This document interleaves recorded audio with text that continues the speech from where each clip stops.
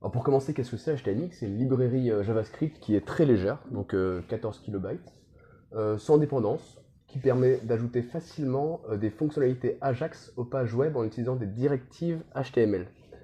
Donc les fonctionnalités Ajax, c'est pour faire des requêtes à des serveurs.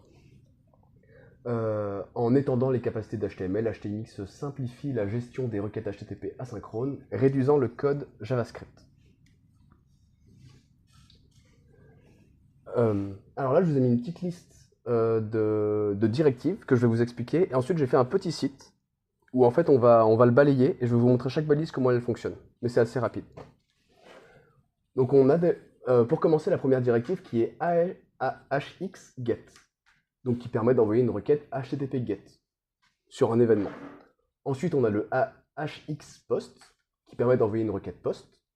On a le hxtarget qui définit l'élément HTML cible où le contenu renvoyé sera inséré.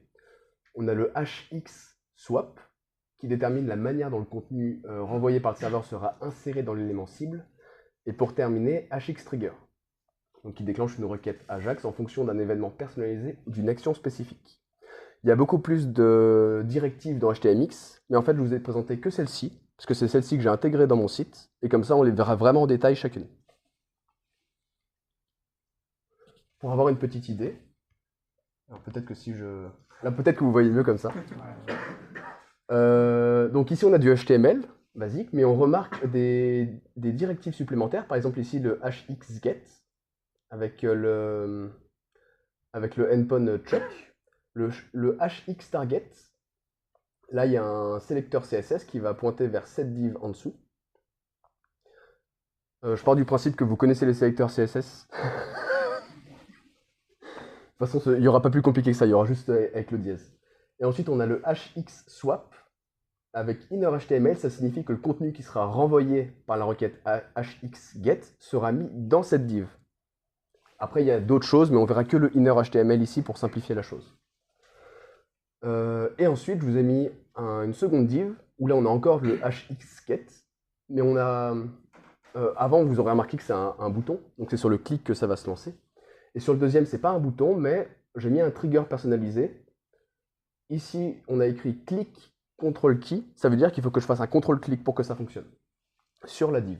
Et ensuite, le hxswap, de la même manière, avec le innerHTML, et on a aussi une transition.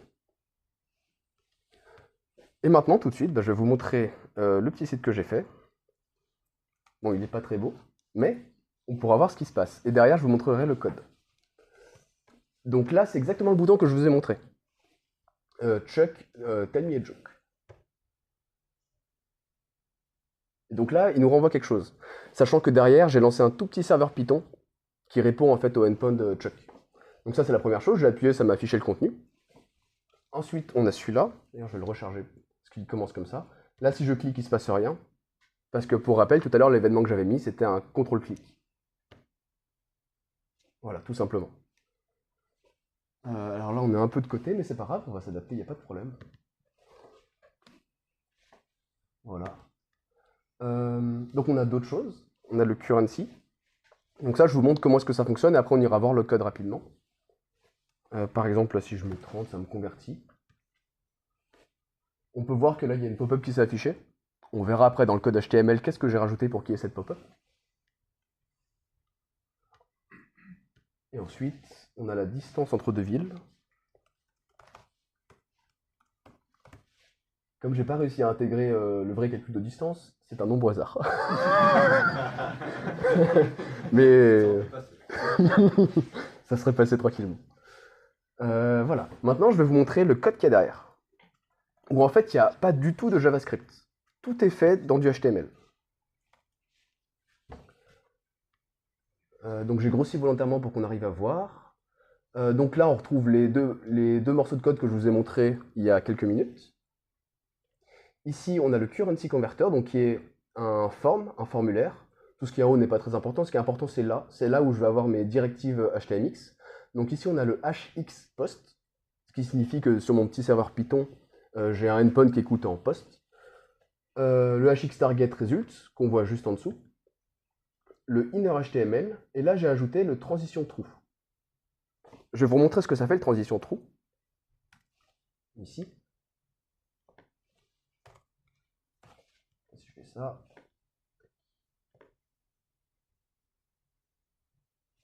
C'était pas celui-là. Ok, il m'a pas fait la transition, mais normalement il faisait une transition. Qui l'a mieux fait là-haut d'ailleurs? Peut-être que c'est le confirme qui le dérange, en effet, j'ai pas pensé. Mais la transition, on la voyait bien au-dessus, là.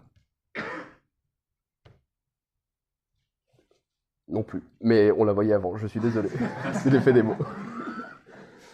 Quoi qu'il en soit, normalement ça fait une transition, ici. On peut rajouter d'autres éléments, mais pareil, pour simplifier la présentation, je vais vous montrer que celle-ci. On a ensuite le HX confirme qui m'affichait la petite pop-up pour que je valide. En général, on la met sur des deletes, mais ici je l'ai mis sur un post. Et pour terminer, on a celui-ci, donc on a encore un form, on a encore notre HX post avec distance.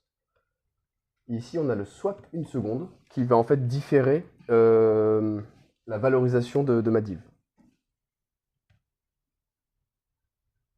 Et du coup, ça prend 1 seconde à se différer. Et ce qui est bien, c'est que la distance change parce que c'est un nombre aléatoire. Et du coup, ça ne se fait pas directement, ça prend 1 seconde grâce au swap 1 seconde. Voilà pour la présentation d'HTMX. Je sais que c'est pas encore 10 minutes, mais en fait, je voulais vous présenter en plus une autre librairie parce que j'avais jamais vraiment développé avec HTMX, c'est quelque chose que je voulais vous présenter. J'avais développé avec une autre librairie qui s'appelle Alpine.js, qui est un peu dans le même état d'esprit, où on peut faire beaucoup plus de choses. Je n'ai pas préparé une démo complète, mais je vais vous en parler quelques minutes. On est.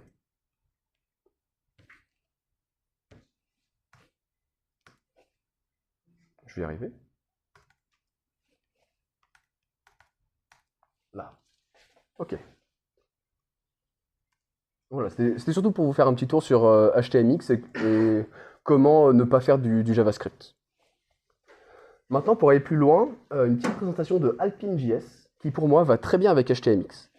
Donc c'est un autre outil léger, donc qui fait que 17 kilobits. C'est robuste, ça permet d'ajouter des comportements interactifs directement dans votre balisage HTML, se positionnant comme une alternative à jQuery avec seulement 15 attributs, 6 propriétés et 2 méthodes. L'association de HTMX et Alpine offre une approche simple et puissante pour créer des applications web simples en tirant parti des meilleures fonctionnalités de chaque bibliothèque. Pour le coup, Alpine, ça va ressembler à du Angular ou du REST, où on aura par exemple les directives for, if, etc.